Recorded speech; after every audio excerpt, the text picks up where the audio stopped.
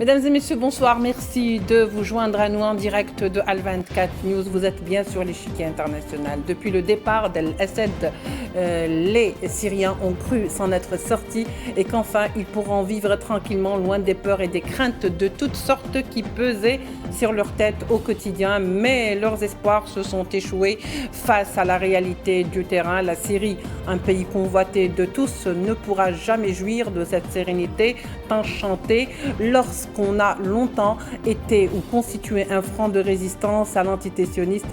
L'on paye le plus souvent au prix fort et au détriment de sa stabilité. Alors aujourd'hui, que se passe-t-il au juste, bien sûr, en Syrie? Pourquoi les Druzes mettent-ils les feux aux poudres?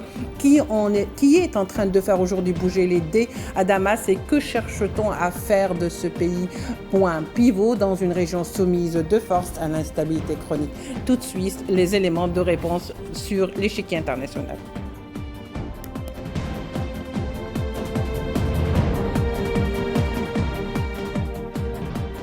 Pour en parler ce soir avec nous, Eli Hatem, avocat et homme politique franco-libanais. Eli Hatem, bonsoir, merci de vous joindre à nous.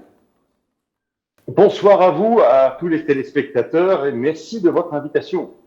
Merci à vous. Alors, Eli Hatem, pour commencer comme ça, de bout en blanc, que se passe-t-il réellement en Syrie et surtout, et plus précisément, à la ville de Souaïda? Et surtout, qu'a-t-il pris les Druzes aujourd'hui de s'en prendre de cette manière aux populations des Bédouins qu'ils ont toujours côtoyées sans problème? Alors, pourquoi aujourd'hui il s'avère qu'il y a un problème?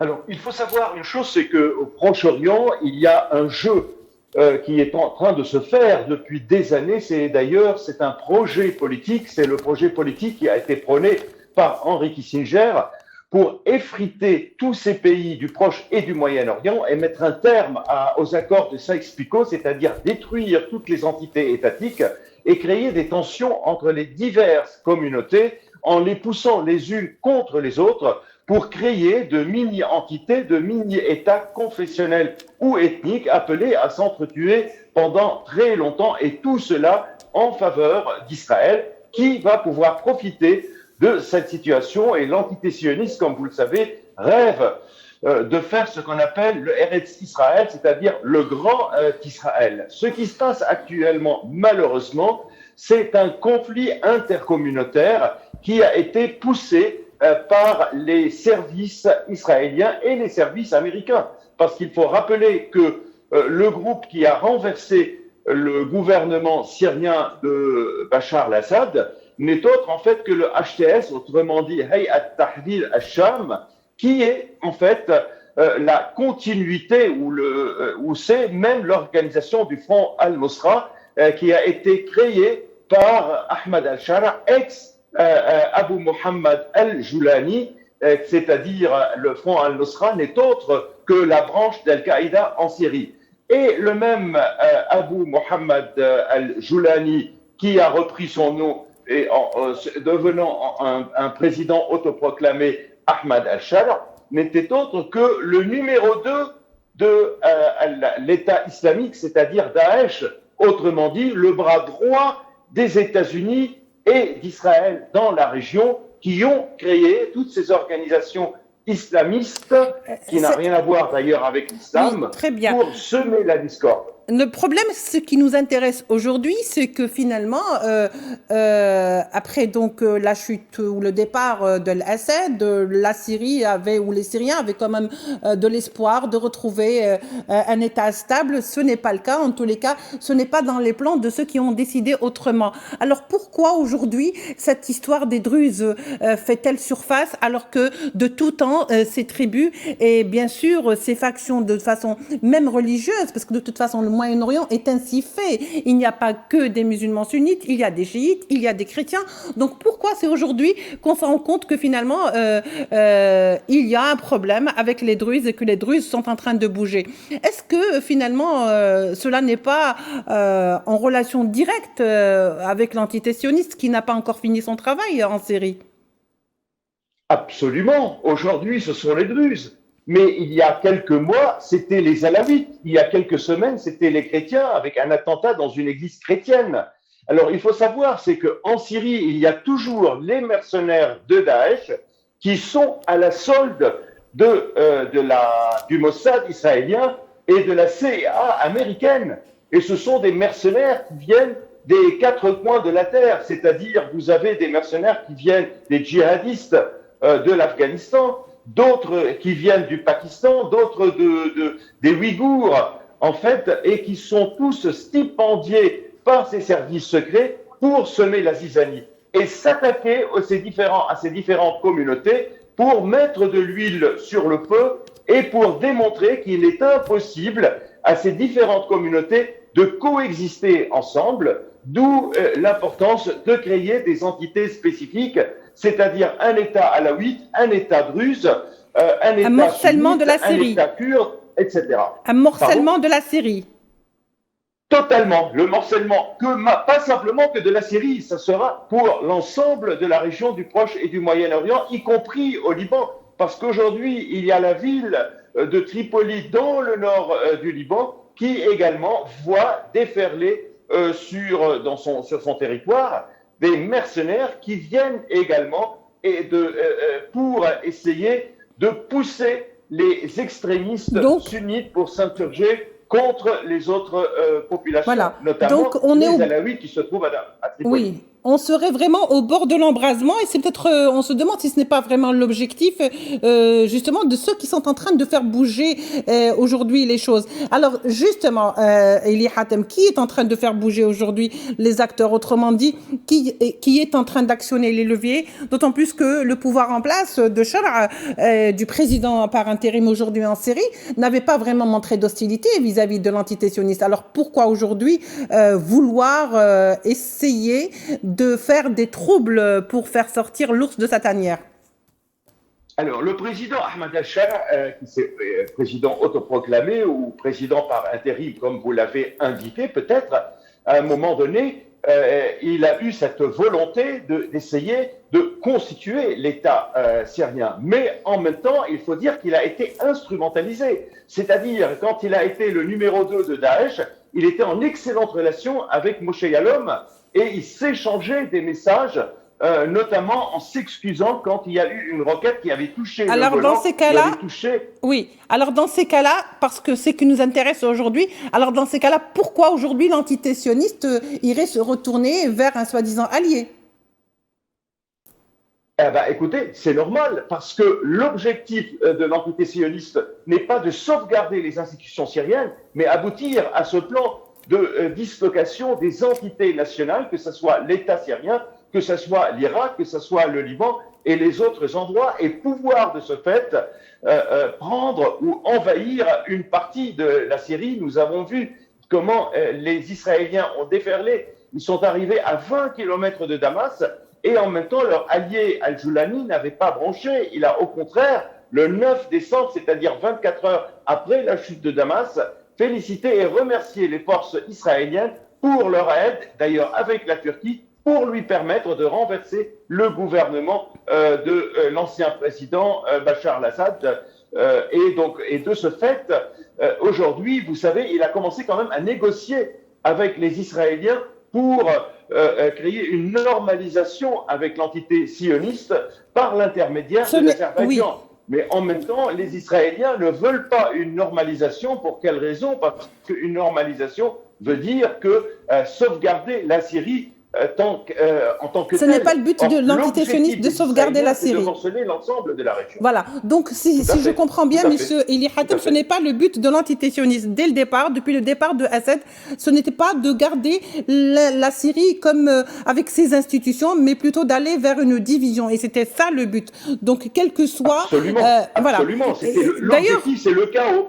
Oui, justement, comment doit-on aujourd'hui interpréter le fait que sur le Times for Israel, on dit que, ou l'entité sioniste dit que on va permettre aux forces syriennes d'accorder ou d'accéder à Soueida durant 24 heures ou 48 heures, sinon ils interviendraient. Alors que c'est l'inverse qui devrait être dit. Je veux dire, comment et de quelle manière aujourd'hui, à quel point nous sommes arrivés au point où l'entité sioniste permet à un président qui est là, quand même, quoi qu'on en dise, qui est là, d'accéder à son propre territoire, alors que c'est l'inverse qui devrait se faire.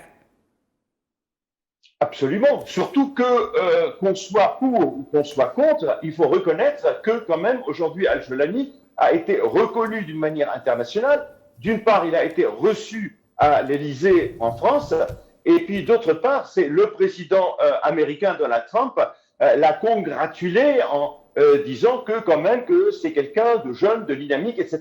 Donc il a une légitimité. C'est un chef d'État. L'État syrien existe. Or, les forces armées sionistes ont occupé une partie non seulement du Golan, mais en allant, comme je vous le disais, vers Damas, c'est-à-dire ils sont arrivés à 20 km de Damas. Plus ou pire encore, ils ont bombardé le ministère de la Défense et le ministère des Affaires étrangères à Damas. Et aujourd'hui, comme vous le dites, ils portent à la souveraineté de l'État en menaçant comme ils ont déjà menacé l'ancien président Bachar al-Assad en lui disant si vous n'allez pas obtempérer, et c'était Netanyahou, vous allez avoir le même sort que celui de Saddam Hussein. C'est une ingérence dans les affaires internes d'un autre pays, c'est une occupation. Et vous savez, moi, ce qui m'étonne en tant quand même que juriste et avocat, spécialisé entre autres aussi en droit international public, c'est que quand la Russie a attaqué l'Ukraine, on a considéré cela comme étant une violation du droit international, en l'occurrence la Charte des Nations Unies et les principes généraux de droit international public, et de ce fait, on a prononcé une armada de sanctions à l'encontre de la Russie. Or, aujourd'hui, l'entité sioniste s'attaque à un État, s'attaque à la souveraineté syrienne en bombardant la Syrie, en bombardant quand même le ministère de la Défense et le ministère des Affaires étrangères. Et il n'y a aucune réaction internationale, aucune sanction n'a été prononcée contre cette entité qui, parallèlement, est en train de commettre un génocide, un crime contre l'humanité le plus grand du XXIe siècle. Alors, c'est vrai qu'il y a quelques mois en arrière, on va dire, ce scénario en série aurait été presque inimaginable. Qu'est-ce qui a donc rendu Damas aussi accessible aujourd'hui à l'entité sioniste? Est-ce que c'est le fait de dire, par exemple, que Israël veut défendre, si vous voulez, les minorités? Israël, maintenant, défend les minorités, elles qui, aujourd'hui, transgressent de manière régulière et de manière irrégulière, sur le plan donc de la loi, la Syrie, chaque fois en bombardant un territoire qui n'est pas le sien. Vous savez, je le disais en 2014, j'avais donné une conférence à Paris, en France, et j'ai parlé du projet des Américains et des sionistes, ce qu'on appelle le projet américano-sioniste, qui est celui de la manipulation des communautés du Proche et du Moyen-Orient, en les poussant vers des guerres interminables et fratricides, et permettre à l'entité sioniste de devenir en fait le recours de ces différentes communautés ou de ces différentes entités pour demander d'aide. Nous avons vu quand même les Alaouites qui ont été victimes également d'exactions de la part de HTS et n'ont pas pu être en fait protégés par l'armée ou par la police syrienne nationale. Ils ont fait appel quand même à un moment donné, certains parmi eux, à Israël. Nous avons vu aussi une partie russe qui essaye quand même de dire que voilà, il y a peut-être un État, peut-être Israël, mais en même temps, il y a la majorité des Druzes, des Syriens de confession druze, qui ne veulent pas de cette ingérence israélienne et qui ne veulent pas non plus de ces mercenaires étrangers. Il y a certaines qui sont druzes syriens et qui sont tout à fait conscients de la gravité de la situation. Ils sont entre le marteau et l'huile. D'une part, c'est Israël qui veut absolument mettre sur Souaïda. D'autre part, il y a l'armée d'Israël et du Mossad, qui sont de Daesh ou d'autres organisations qui les attaquent et captent leur sécurité et qui les obligent à se défendre contre ces groupes-là, encore une fois, des étrangers mercenaires. Alors, j'aimerais un petit peu qu'on revienne sur l'aspect international. Alors, ça fait quand même depuis le 13 juillet que Souaïda est en train d'être, si vous voulez, l'objet de violences et d'attaques des Druzes contre ces tribus bédouines qui donc sont en train de marcher pour venger leur mort, parce que c'est comme ça qu'il faut le dire. Ça va très mal. Le problème, c'est qu'on n'a pas vu une communauté internationale agir aujourd'hui. Il n'y a que l'antitessionniste qui est là pour dire nous avons un devoir de défendre les Druzes. Voyez-vous, c'est un petit peu l'ironie du sort. C'est maintenant l'antitessionniste, cet État, si vous voulez, assassin et terroriste, qui prône la protection des minorités. Et alors que la communauté internationale est vraiment complètement silencieuse.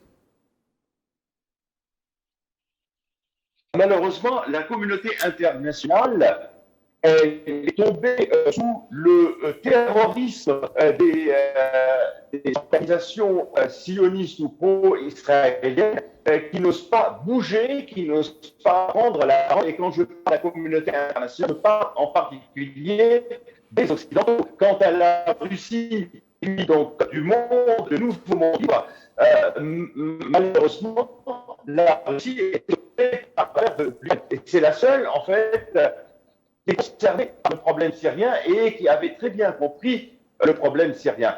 Aujourd'hui, ce que fait l'entité sioniste en Syrie, l'avait déjà fait en 1903 au Liban, dans les regrettables éléments de la montagne au Liban, quand elle a poussé, d'une part, les milices chrétiennes des forces libanaises à aller dans la montagne, s'attaquer aux Druzes et surtout à la milice de Walid Jumblat. En même temps, ce qu'il faisait, et vous avez tous les détails dans le livre comment elle s'appelle, je vous dirai tout à l'heure, sur les guerres intermaronites au Liban, Regina Sniper, guerre intermaronite au Liban, elle vous raconte de la façon dont ils prenaient les chrétiens dans leur temps pour aller dans un village druze et pour qu'ils puissent écouter les insultes de la part des chrétiens et la même chose des chrétiens dans un village druze. C'est-à-dire ? Donc ils mettaient de l'huile sur le feu, ils tuaient certaines personnes et attribuaient ça à une faction contre l'autre pour monter les communautés les unes contre les autres et venir en tant que sauveur à la fin pour sauver soi-disant les chrétiens ou les druzes. C'est un classique, au fait, c'est un classique surtout au Moyen-Orient, sachant pertinemment que il y a beaucoup. Ça c'est depuis les Zélotes. Vous savez, ça c'est depuis les Zélotes. Vous savez, les Zélotes dans quand ils se sont révoltés contre Rome, ils tuaient les leurs et ils ça continue jusqu'au jour d'aujourd'hui pour se permettre d'aller lutter contre les Romains. Oui, alors pourquoi nous serions-nous tentés de dire aujourd'hui, Elie Hatem, qu'il y a comme une sensation de déjà-vu en Syrie, sensation de déjà-vu, c'est-à-dire aller dans les minorités pour créer une division. Est-ce que Souaïda aujourd'hui serait-elle la ville par laquelle arrive la division ? Pas simplement Souaïda, mais vous savez, ces événements, et les médias ont très peu montré, depuis février et mars surtout, la Syrie a assisté sur le littoral de Latakié également à une série de massacres, de meurtres intercommunautaires entre les Alaouites et ces mercenaires qui sont venus et qui sont stipendiés par les services américains et israéliens et qui sont donc tous ces groupes islamistes comme Al-Qaïda ou bien Daesh pour semer cette zizanie intercommunautaire. Et la plupart de ceux qui ont exécuté ces massacres ne sont pas syriens, mais encore une fois, et je le répète, ce sont des mercenaires étrangers qui faisaient partie de Daesh ou des mouvements qui sont proches d'Al-Qaïda pour semer cette zizanie et pour réaliser ce projet qui est cher aux Américains et aux Israéliens de partager, d'effriter le Proche et le Moyen-Orient, comme ce s'est passé, vous savez, en Irak. C'est le même scénario que la Syrie est en train de vivre aujourd'hui entre les différentes composantes. Nous avons vu en Irak, finalement, il y a entre les chiites et les sunnites et les Kurdes, avec une région à Erbil autonome pour les Kurdes. En Syrie, c'est la même chose. Et c'est pour cette raison que la Turquie est très éveillée, elle est quand même malheureusement tombée dans le piège à un moment donné, mais en ce moment, elle est très prudente vis-à-vis de ce qui se passe sur le territoire syrien, de peur d'une contagion chez elle et d'une insurrection de la part des Kurdes sur son territoire. Ce n'est pas donc simplement Souaïda, mais c'est un ensemble.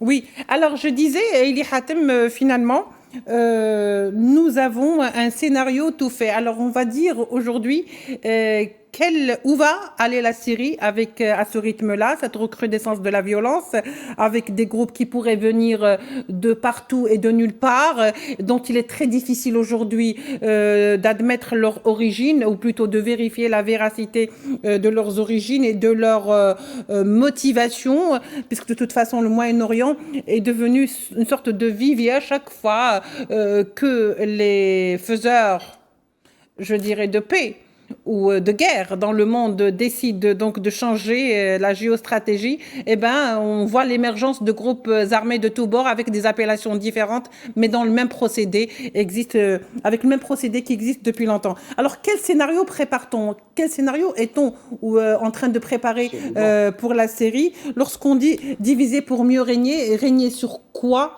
et sur qui?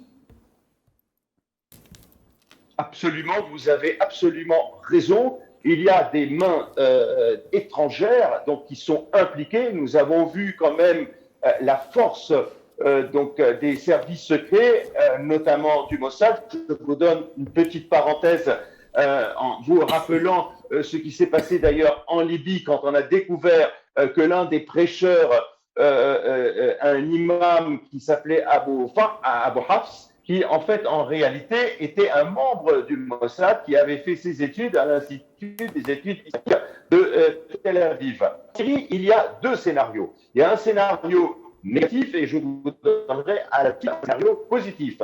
Le scénario négatif pour la Syrie et pour l'ensemble des pays du Proche et du Moyen-Orient sera la réussite de ce projet américano-israélien de monter les communautés les unes contre les autres, et ça sera pendant plusieurs années avec des actes de vengeance et des tentatives, je dirais, d'autonomie de certaines régions avec des épurations ethniques. Nous l'avons vu sur le littoral, comme je vous le disais, à la Taquillé, nous le voyons aujourd'hui à Souaïda, nous le verrons aussi, malheureusement, ça sera après pour les Kurdes qui sont d'ailleurs un peu plus protégés avec Al-Qassam, qui sont ce qu'on appelle les forces démocratiques syriennes, et les sunnites qui sont sur Damas.